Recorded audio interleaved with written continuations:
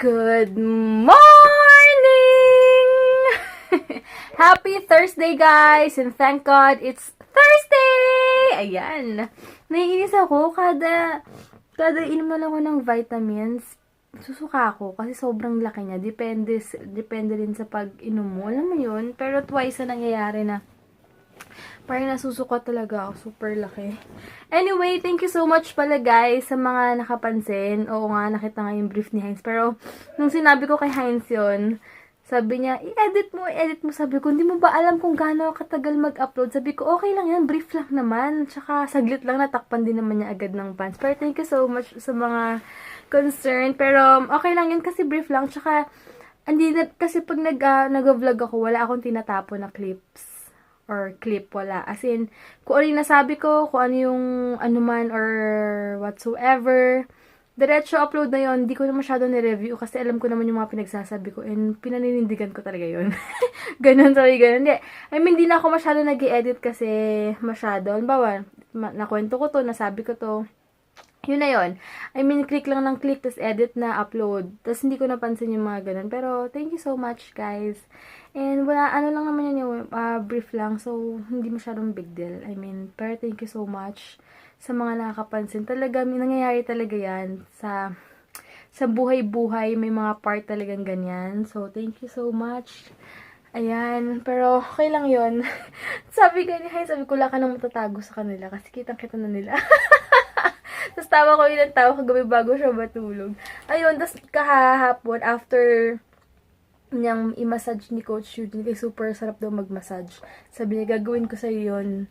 Sabi ko, sige, tapos kagabi, minassage niya yung paa ko, yung kamay ko, mga ilang, 30 minutes na siguro. So, yung ulo ko, relax na relax ako, kaya sobrang inantok ako, kaya nakakatuwa. Sabi niya, gusto kita pag pinagsisilbihan, sabi niya sa akin, and gusto niyang bumawi ng sobrang todong asikaso daw bago siya mag-work. Tsaka nakakatuwa siya kasi naiisip niya talagang effort din talaga siya.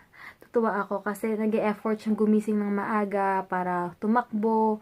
Dahil daw para pagdating niya, gising na ako, tapos marami kaming time sa hapon, marami kaming nagagawa. Alam niyo yun, kaya nakakatuwa sobra.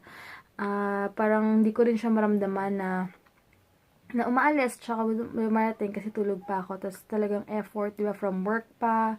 Talagang sobrang dedicated siya sa pinagagawa niya and sa health niya. Tsaka gusto niya kasi nadadivert yung attention niya sa mga ganong bagay kaysa sa mga kung saan-saan nonsense na bagay. So, ginagawa niya, healthy na, diba, natitrain pa siya natitrain pa yung pagtakbo niya, yung legs niya, and talagang gusto niyang ma-reach yung weight na gusto niya. Yung ganong bagay. Kasi, sabi ko, okay lang yan, samantalahin niya rin. Kasi pag lumabas na yung baby namin next year, mahirapan na siyang mag-workout. Pero depende pa rin sa kanya. Diba? Pero hayaan ko siyang tumakbo or kung ano, supportahan ko naman siya. Kasi, syempre gusto ko healthy rin yung asawa ko. Okay lang naman yun. Kasi iba-ibang bagay, okay na yung mga ganong bagay. Talagang pag about sa health, talagang super supportahan ko siya. Ayun. And ano pa ba gawin ko? Manonood muna ako ng TV. Kumain na ako ng cheesecake. Tapos, yung lemon square. Gusto ko yun. Tapos, nagperas na rin ako. Tapos, mamaya, gusto ko bacon talaga. Buti lang hindi masama masyado yung bacon sa buntis. Kasi nakita ko, nabasa ko naman. Dahil, kada kakainin ko, titignan ko sa application. Ang meatloaf pala, bawal yung mga spam. Bibili pa naman ako kagabi. Kaya lang, nakita ko meatloaf. Super, hindi siya ina-advise sa buntis. Siguro mga after first trimester, siguro pwede na konti lang. Huwag lang yung sobra kasi hindi daw maganda.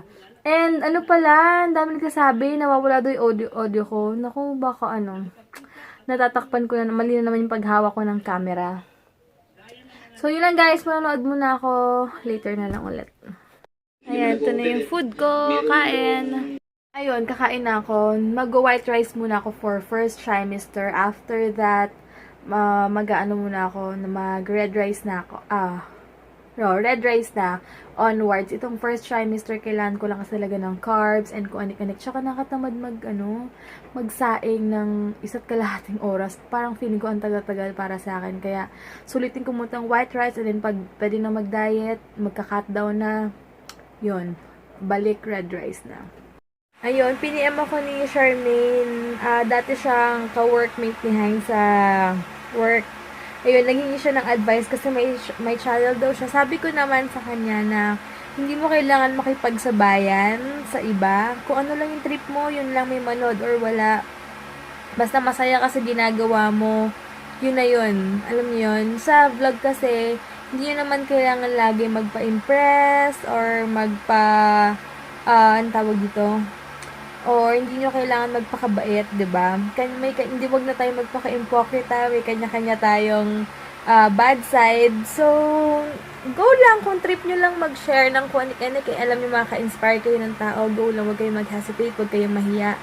Sabi ko nga, 'di ba, know your purpose and know your purpose and then yung i-enhance mo dun ka mag-focus and hindi naman kailangan lagi talaga lagi magpakabait or kung ano man, kung ano gusto mo sabihin, kung alam mo naman na sa tama ka, go lang, and di mo kailangan makipagsabayan sa iba na alam mo yun, basta kung ano ka lang, just be yourself lang, yung masaya ka, kasi malalaman naman ng viewers mo kapag talaga nagpe-pretend ka lang or talagang masaya ka sa ginagawa mo, kasi pag masaya ka, wala kang pakialam sasabihin ng iba kasi yung trip mo. 'Di ba? And hindi big deal sa yung views or kung ano man, kung nag-enjoy ka gusto mo i-share, go lang ng go sa life. Yun lang masasabi ko.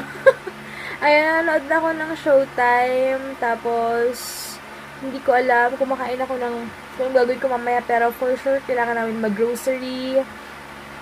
Kailangan kaming bilhin sa ATC, so kailangan ko magpahinga para mamaya may energy ako. Ayan, super gulo na naman ang makeup case ko. So, ayusin ko muna siya habang may time pa. Wala kaming water. Tignan mo, nangingitin dito ko dahil sa sa eyeliner.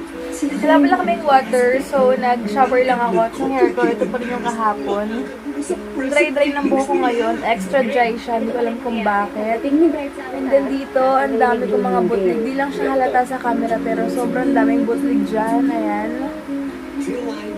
Ayun lang, ewan ko lang, hindi ko alam, tingin ako mamaya ng okay na facial wash na safe sa pregnant. Ayun, kaya hintay ko lang i-text ako niya na pauwi na siya and then maglalakad-lakad ako sa ATC, maghahanap ng kung anik-anik. Ayun, wala daw tubig, yung iba daw nag-i-give na lang daw dito. Hindi ko alam kung paano, kaya lang paano kung mag-i-give walang tigabuhat, mamaya na lang si Hein siguro. Buta na kapag pa-deliver na ako ng tubig, so pwede na yung mineral na lang papaligo namin later. And dadaan ko muna sa laundryhan yung mga kailangan ipa-laundry kasi 2 weeks na kaming hindi nagpapa-laundry.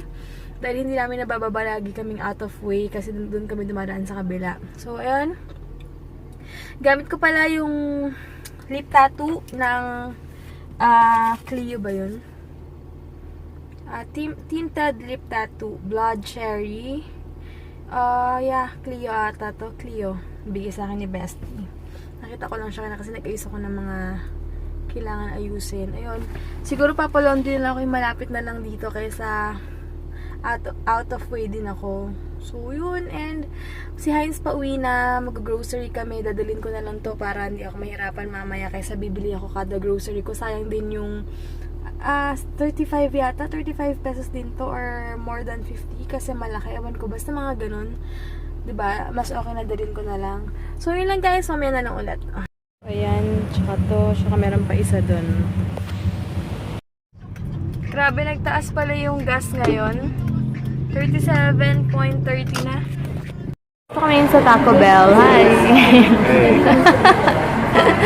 They're so cute. Oo nga eh. Parang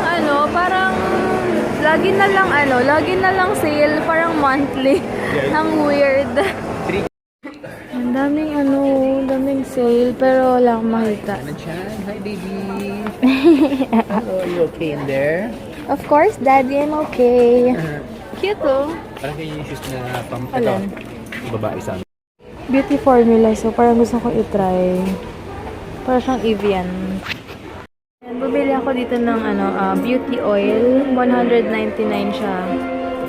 Check natin kung okay siya. Hello guys.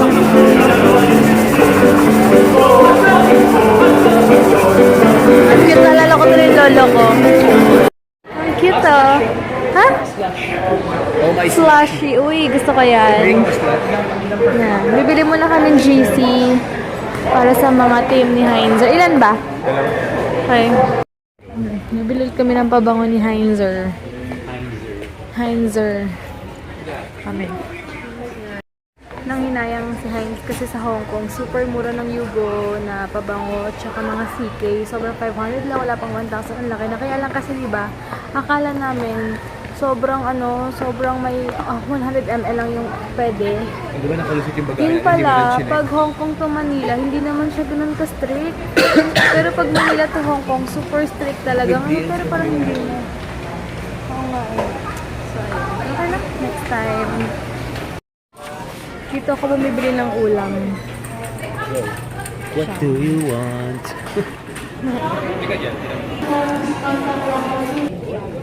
Gusto mo? Sarap ba yan? Yeah, masarap. Hindi ko alam kung magkano, pero kuha ka. Gusto mo pa isa? Yakult, you want yakult? And then, 3 Nestle na yogurt. O nga, no, mukhang masarap pa siya, no? Kuha mo ko isa. 81. Sige lang. Fresh ba? Okay.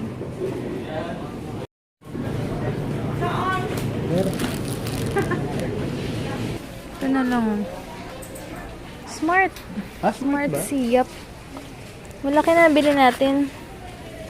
Ito na kami ngayon. Kapag nagugutom, gusto ko to. Ngayon ko lang din naalala. Ayan, bad trip si Heinz, walang DQ, so mag-cold stone na lang daw siya. Cold So DQ 1 hour pa, parang lagi na lang ganyan. Last time nung bumili kami ni Ate Jonah, sabi nila balik daw ako ng mga ilang minutes. Parang ang tagal na naman sa kanila. Wow, party na. So ayan, yun na kami ngayon sa Cold Stone. Ngayon kasi alit ko sa ice cream. Go! Ano sa ba?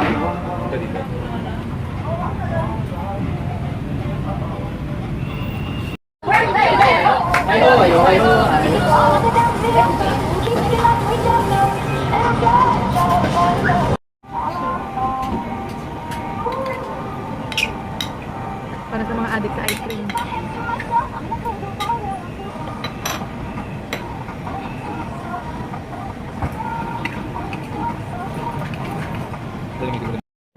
Pupunta ako ng beauty bar kasi titingin ako ng facial wash para sa aking mga butlig. Ewan ko, nakikita niyo? Ako nagbibili na ako. Ako nagbibili grocery. Buti na. Julalay. Buti wala pa akong evening sickness ngayon. Sabi ni Heinz, buti okay pa yung mood ko. Yun, check muna ako kasi bawal mag-vlog doon. So, hindi ko kayo bawal camera doon. Ha? Siguro I'll go for cheese plus kasi ito super anghang siya sa panlasa ko. Anyway, tinuturuan ako ni Heinz kapag magbibigay ng instruction dapat daw specific. Ito yung gusto niya, yung chocolate, ano yan? Cream cheese. Cream cheese.